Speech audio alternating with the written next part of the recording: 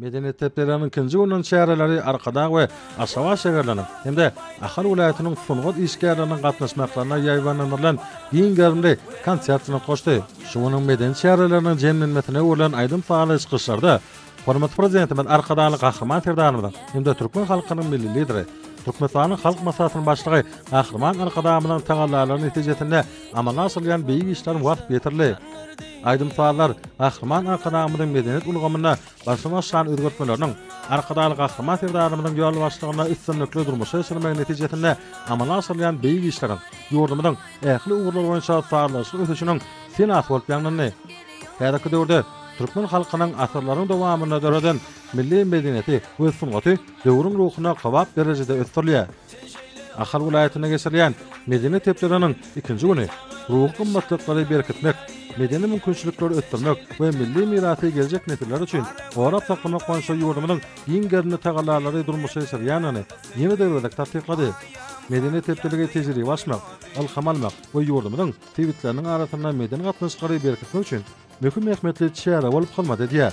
Häzirki döwürde ýurdumyzda ägert uly maksatnamalar durmuşy sürýär. Milli iqtisadyýetimiň pudoklaryna uly ösüşler garanalýar. Bu orta medeniyet teplerinin çayaklarına ýaýbanlanan aýdym faal çykyşlarda öz beýany tapdy. Ýurdumyň medeniyet we sungat dostlary sungat forumynyň hormatyna ajaýyp çykyşlary guradylar. Medeniyet we sungat işgärleri tepleriniň hormatyna öň boşly aýdym faal kompozisiýalaryny taýýarladylar.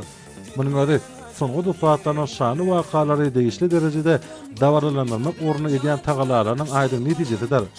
Bağışta sadamlar ve istradaşlar ýurdumyzda medeniýetiň ösdürmegi, täze eserleriň döredilmegi ornuna ýokary derejeli mümkinçilikleriň döredilýäni üçin hormatly prezidentimiz arkadaly Gahrman Terdanymda hem de Türkmen halkynyň milli lideri, Türkmenistanyň halk maslahatynyň başlygy Gahrman Arkadamyda alkyş sözlerini aýtdylar.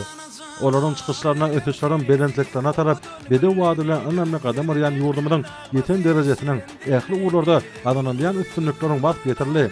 Dawaratmazlar aýdym faallary aýratyn şahatlyk we uly dawara bilen kabul etdiler.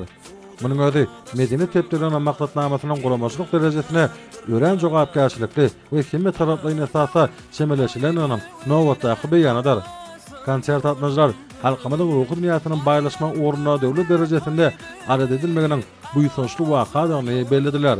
Halkara parahatçylyk we naşmak ýanyň her bir güni şany wakalara we ýurdumyz hende halkymyz üçin taryhy ähmeti bolan pursatlary geçenýär.